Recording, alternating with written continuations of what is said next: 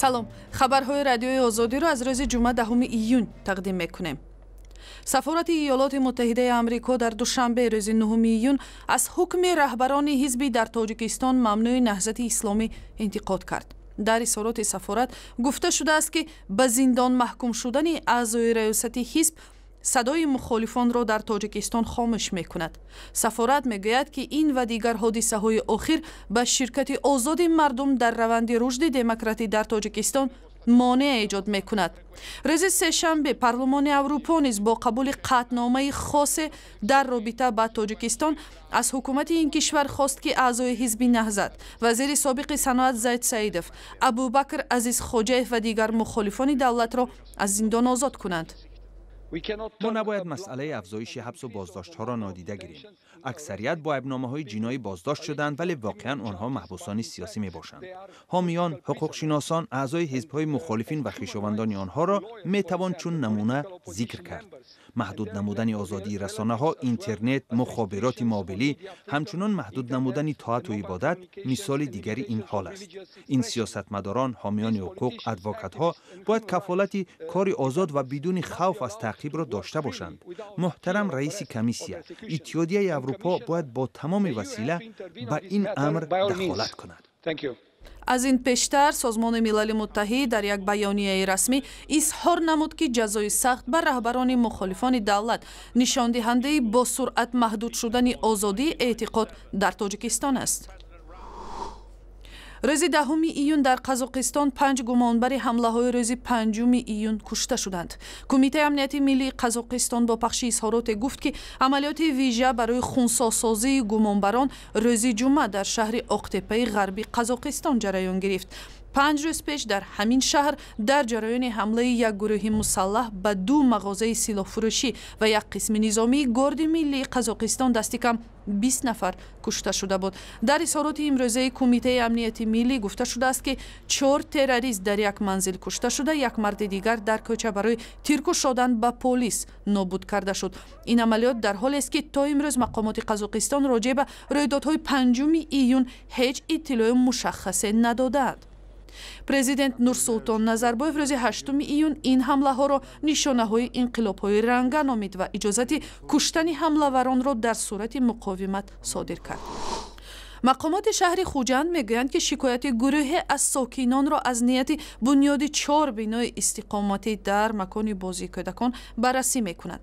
норизоияти сокинони маҳаллаи Мевагул аз он ҷо сар задааст ки ширкати сохтмонии Холис нақшаи дар байни хонаҳои бисёрошиёнаи истиқоматӣ бунёд кардани манзилҳои бисёртабақаро роҳандазӣ карданист. ин нақша ҳанӯз соли 2013 аз ҷониби шаҳрдории Хуҷанд қабул шудааст.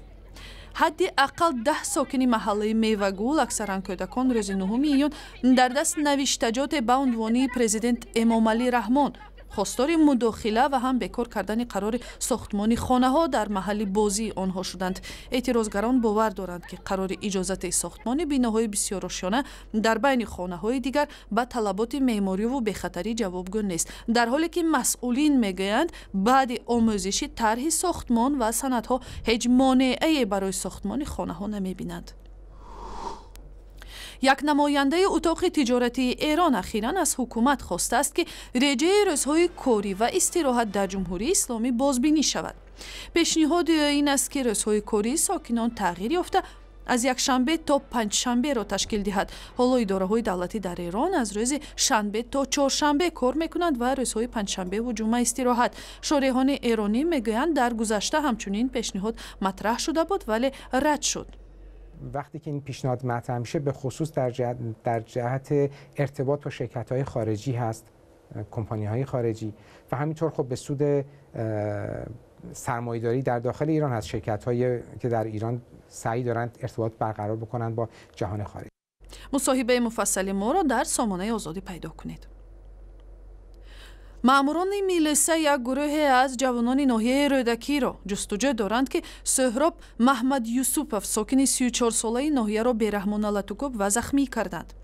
намояндагони шӯъбаи корҳои дохилии рақами якуми рӯдакӣ рӯзи 10 июн гуфтанд ки 2 гумонбари ин латукӯби гурӯҳӣ боздошт шуданд. наздикони Сӯҳроб ки дар таваққуфгоҳи мусофирбарон кор мекунад мегӯянд чанде аз латукӯбгаронро шинохтанд ки гӯё дар миёнашон Мустақим Аминов сармураббии дастаи миллии Тоҷикистон оид ба дзюдо миёни ҷавонон ва бародару шогирдонаш ҳам буданд. Мустақим Аминов дар суҳбат бо Озодӣ иштирокаш дар ин латукӯбро рад кард. гармои фавқулода сокинони Хуҷандро аз кӯчаву хиёбонҳо ба соҳили руди Сир ва дигар ҷойҳои дур аз нури офтоб рондааст. ҳавошиносон мегӯянд ҳарорати беш аз 40 дараҷаи ҳаво дар вилояти Суғд чизи ғайримуқаррарӣ нест, аммо гармои нобаҳангом дар нахустин рӯзҳои тобистони имсол ва он ҳам баъди рӯзҳои боришоти давомдору ҳавои нисбатан мӯътадил бесобиқа аст. табибон тавассути расонаҳои маҳаллӣ дар рӯзҳои гармои 40 дараҷаӣ ба сокинон то ҳадди имкон кам зери офтоб гаштан ва кор карданро маслиҳат медиҳанд. наврасон гарморо дар соҳили руди Сир пушти сар мекунанд, вале мардуми рӯзадор аз оббозӣ дар давоми рӯз худдорӣ мекунанд. یعنی که رمضان ممکنه بیام بخیر ملال میبیاد میام دو باز کردم بعد رمضان من هم میام دیگه. табибони ёрии таъҷилии Хуҷанд ба радиои Озодӣ гуфтанд ки зери офтоби сӯзон гаштан ба ҳама хусусан ба солхӯрдаҳо, кӯдакон, афроди бемор ва навбати аввал беморони фишори хунашон баланд мумкин нест. одамони сиҳат ҳам бояд худро аз офтобзанӣ эҳтиёт кунанд. ин дар ҳолест ки гармои нав оғоз шуда дар Тоҷикистон то ҳадди ақал миёнаҳои ҳафтаи оянда давом хоҳад кард. ва ахбори бештар аз инро дар сомонаи Озодӣ ва шабакаҳои иҷтимоӣ Facebook, Одноклассники ва Twitter пайдо кунед.